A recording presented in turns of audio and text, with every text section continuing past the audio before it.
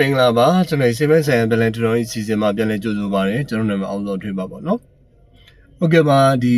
အပစ်စဉ်ထဲမှာဒီစေမဆိုင်နဲ့ပတ်သက်ပြီးမှကျွန်တော်မျှဝေပေးလေးရှိပါတယ်ဒီနေ့မှာတော့ဒီနေ့ခင်မှာဒီနေ့ချိန်ဒီမှာပေါ့နော်လူတွေစိုးရိမ်နေတဲ့ကြောင်းလန့်နေတဲ့အရာလေးတွေကျွန်တော်နည်းနည်းလေး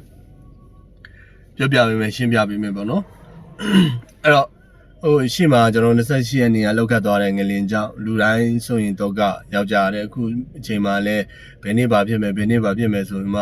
ှပြောနေကြတဲ့လူတချို့တွေကြောင့်လည်းပြည်သူတွေကစိတ်တော့ကယောက်ျားရတယ်ပေါ့နော်အဲ့တော့ကျွန်တော်ဒီကဘာကြီးမှာတခုပဲရိုးရှင်းရှင်းလေးပဲစဉ်းစားကြည့်အောင်ကျွန်တော်ကဘာမြေထဲမှာနေတယ်မလားဒီလောကကြီးမှာနေတယ်ဆိုလောကကြီးကဖြစ်ပေါ်လာတဲ့သဘောတရားတွေဟာကျွန်တော်တို့ရင်ဆိုင်ရမှာပဲဆိုတော့ကျွန်တော်ရင်ဆုံးသိထားဖို့လိုအပ်တယ်အဲ့တော့စိုးသည်ဖြစ်စေကောင်းသည်ဖြစ်စေစိုးတဲ့နေရာမှာဆိုရင်ကျွန်တော်တို့အကောင်းဆုံး short ပေါ့ပြီးဖြစ်သွားအောင်ကောင်းတဲ့ဟာဆိုပို့ပြီးပုံပြီးကောင်းလာအောင်ကျွန်တော်လုပ်ကြရလိမ့်မယ်အဲ့တော့ကျွန်တော်ဖြစ်လာတဲ့အန်ဒီရတွေကိုကျွန်တော်တို့ဘာတွေလုပ်နိုင်တယ်လဲဆိုလို့ရှိရင်ကျွန်တော်တို့ကကြိုတင်ကာကွယ်ခြင်းနဲ့ပဲလုပ်ဖို့လိုအပ်တယ်အဲ့တော့ကြိုတင်ကာကွယ်ခြင်းလို့ပြောလိုက်တာနဲ့လူတွေဟာကြိုတင်မကာကွယ်တဲ့အပြင်မှာနောက်ထပ်စိုးရင်စီကြောက်လန့်စိတ်တွေဆိုတာဖြစ်ပေါ်လာတယ်အဲ့ဒီစိုးရင်စီကြောက်စိတ်တွေကနေတဆင့်လူတွေကတောကဗျာပါရကနေဖြစ်လာပြီးမှတနေ့တာမှာမပြောရှင်းစိတ်ပင်ပန်းလူပင်ပန်းနေဒီအခြေအနေမျိုးတစ်ခုကိုကျွန်တော်ရောက်ကြရတယ်အဲ့တော့စဉ်းစားကြည့်အောင်ကျွန်တော်တို့လူတိုင်းဟာဒီစကားကိုလူတိုင်းလက်ခံခြင်းမှာလက်ခံကြလိမ့်မယ်ပေါ့နော်လူတိုင်းဟာတိမ်မျိုးဖြစ်တယ်ကျွန်တော်လည်းသိရမှာပဲလူတိုင်းဟာသိရမှာပဲအဲ့တော့မြင်ကလေးနဲ့ပဲသိရတာပဲဖြစ်ဖြစ်ဒီမုံတိုင်းနဲ့ပဲသိဘယ်မျိုးနည်းနဲ့ပဲသိရတာဖြစ်ဖြစ်ကျွန်တော်တခုပဲရှိရကျွန်တော်အခုသိရင်သိမသိရင်နောက်ကျရင်သိရမှာပဲအဲ့တော့လူဆိုတာဟာအသက်ရှင်ရတယ်ဆိုတာသိဖို့အတွက်ပဲကျွန်တော်အခုတွေလူတိုင်းအသက်ရှင်နေရတာကျွန်တော်သိဖို့အတွက်အသက်ရှင်နေကြရတာပဲအဲ့တော့ရိုးလေးပဲအဲ့တော့အခုသိရင်သိမသိရင်နောက်ကျရင်သိကြရတာပဲလေအဲ့တော့ကျွန်တော်ဒါဟာထူးဆန်းသလားဆိုမထူးဆန်းတော့ဘူးအဲ့တော့ကျွန်တော်နာကျင်မိသေးရတာနဲ့မနာကျင်မိသေးရတာပဲဒီတခုပဲကြွားသွားမယ်အဲ့တော့လောကကြီးမှာဖြစ်ပေါ်လာတဲ့အရာအလုံးကိုကျွန်တော်တို့တွေကဘာကြောင့်ငါတို့ဒီလိုဖြစ်ကြရတာလဲငါတို့ဘဝမှာဒီလိုဆိုးကြရတာလဲငါတို့ဒီလိုအခြေအနေမှာဖြစ်ကြရတာလဲဆိုမှကျွန်တော်တို့တွေကဒီလိုကြီးအတွေးတွေတွေးနေမယ်ဆိုလို့ရှိရင်ကျွန်တော်တို့အတွက်ပို့ပြီးမှဒုက္ခမဖြစ်ပဲနဲ့ဒုက္ခတွေပို့ပြီးမှဖြစ်ပေါ်လာစေတယ်အဲ့တော့လူဆိုတာဟာအလုံးဟာဒီမျိုးကြဲကြဲပဲအဲ့တော့အခုချိန်မှာကျွန်တော်တို့ဘာတွေလုပ်လို့ရတယ်လဲကျွန်တော်ချစ်ခင်ရတဲ့လူအကောင်းဆုံးချစ်ခင်ပြီးပေးလို့ရတဲ့လူအကောင်းဆုံးပေးနော်တယောက်နဲ့တယောက်မှာမုံပြာရတယ်မထားကြနဲ့တော့ထားဖို့တွေအချိန်လေးတွေနဲ့အောင်လုပ်ပေးကြဘာကြောင့်လဲဆိုခေတ်ကာလကြီးကအချိန်တွေကပြောင်းလဲမှုတွေမြန်လာတယ်ခေတ်ကာလကြီးကပြောင်းလဲမှုမြန်လာတဲ့နေရာအစိုးချင်းတရားတွေကလည်းဖြစ်လာဖို့တွေမြန်ဆန်လာတယ်အဲ့တော့တယောက်နဲ့တယောက်နဲ့တွေ့ရမယ့်အချိန်တွေချစ်ရမယ့်နေချိန်ခင်ရမယ့်အချိန်တွေအရင်နေတယ်အဲ့တော့တယောက်နဲ့တယောက်မြင်တော့မှမျက်နှာလေးမြင်တော့မှချစ်ကြမျက်နှာလေးတွေ့ခင်တော့မှ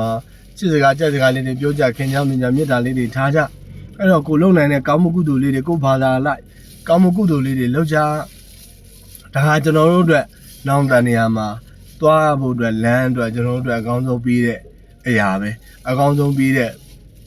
အရာတစ်ခုပဲကျွန်တော်တို့တည်သွားရင်ကျွန်တော်တို့ပစ္စည်းတွေကျွန်တော်တို့ဥစ္စာတွေဘာမှယူလို့မရဆိုတာလူကြီးမင်းတို့တက်တည်ပဲအဲ့တော့နေထိုင်အောင်တွေအားလုံးမြင်ကြရတယ်အနေထိုင်အောင်တွေကနေတစင်ကျွန်တော်အနေထိုင်အောင်တွေကနေတစင်ကျွန်တော်တို့အကြောက်တရားဆိုတဲ့ဟာအလွမ်းမှုမခံမဲနဲ့အတိတရားဆိုတဲ့ဟာလေးတွေသိစီခြင်းနဲ့ငါတို့ဘာတွေလောက်ကြမလို့ငါတို့ဘာတွေကင်ကြမလို့ဆိုတဲ့ဟာလေအတိတရားလေးတွေဝင်သိခြင်းနဲ့အဲ့တော့ဒီအရာတွေပြလာတယ်ဆိုတာဟာကျွန်တော်တို့အကြောက်တရားတစ်ခုကိုပြလာတာမဟုတ်ပဲနဲ့အတိတရားတစ်ခုဖြစ်လာအောင်ပြလာတာလို့ကျွန်တော်သတ်မှတ်ပြီးမှကျွန်တော်ခုနပြောသလိုပဲကျွန်တော်အသက်ရှင်တော့မှလုံးเสียရှိတဲ့အလုပ်တွေကောင်းစရာရှိတဲ့ကောင်းမှုတွေမချိုးမချမ်းပဲနဲ့ကောင်းပြစ်လိုက်စမ်းပါဟုတ်လားပေးစရာရှိတဲ့ဟာတွေအကောင်းဆုံးပေးနိုင်တဲ့အရာလေးတွေအကောင်းဆုံးပေးလိုက်စမ်းပါနော်ပျော်နိုင်ဆုံးဟာတွေအကောင်းဆုံးပျော်နိုင်အောင်ပြောလိုက်စမ်းပါကိုယ့်ရဲ့လုပ်ရတစ်ခုကြောင့်သူတို့ဘာမထိခိုက်ဆိုရင်လုပ်ပြလိုက်စမ်းပါကျွန်တော်ဘယ်ရာပဲဖြစ်ဖြစ်အဲ့တော့လူတိုင်းဟာတေမျိုးပဲဖြစ်ကြတယ်အဲ့တော့အခုတေးမတေးနောင်ကြရင်တေးကြရမှာပဲကျွန်တော်လည်းတေးရမှာပဲအခုတေးနေမတေးလဲနောက်ကြရင်တေးရမှာပဲအဲ့တော့တေးချင်းတရားနဲ့ပြောလိုက်ရင်တေးချင်းတရားဟာကျွန်တော်စက္ကန့်မြပဲအဲ့တော့တေးချင်းတန်လာပြီဆိုရင်တစ်စက္ကန့်လေးတော့မဆောင်ဘူးဒီစက္ကန့်တွင်းမှာပဲဖြစ်သွားကြရတာအဲ့တော့တိတ်ပြီးမှအပူပန်နဲ့တိတ်မထားကြနဲ့တော့အဲ့တော့ဒီချိန်မှာတွေ့ရမှာမနေ့ပြန်ငါဘာလုပ်မလဲဆိုတဲ့အရာကိုပဲစဉ်းစားအဲ့တော့ဒီအရာတွေဖြစ်ပေါ်လာပြီဆိုလို့ရှိရင်လည်းငါဘယ်လိုကာကွယ်မလဲဆိုတာပဲစဉ်းစားပါဘယ်လိုတွေစိုးရိမ်မလဲဘယ်လိုတွေကြောက်ကြမလဲငါပစ္စည်းဥစ္စာငါသားသမီးဆိုတဲ့အရာလေးတွေခဏလေးဖယ်ထားငါတေလူးဆိုမှကိုယ်တတ်မှတ်လေးထားအချိန်တန်လာရင်အားလုံးကသွားကြရမှာကြဲကြဲပဲအဲ့တော့ကျေးဇူးတင်ပါတယ်အဲ့တော့ကျွန်တော်ရဲ့ဗီဒီယိုလေးမှာ ကျွန်တော်ဗီဒီယိုလေးကိုနားထောင်တဲ့လူတိုင်းဟာကြိုက်ကြတဲ့လူတွေလည်းရှိမယ်မကြိုက်ကြတဲ့လူတွေလည်းရှိမယ်အဲ့တော့မကြိုက်တဲ့လူတွေလည်းခွင့်လွှတ်ပါကြိုက်တဲ့လူတွေလည်းဆက်ပြီးမှနားထောင်ပေးပါအဆင်မပြေတဲ့လူတွေလည်းကြော်သွားပြပါပေါ့နော်ဟုတ်ကဲ့ပါကျေးဇူးတင်ပါတယ်အခုလိုကျွန်တော်ဗီဒီယိုလေးကိုစောင့်နားထောင်ပေးတဲ့အတွက်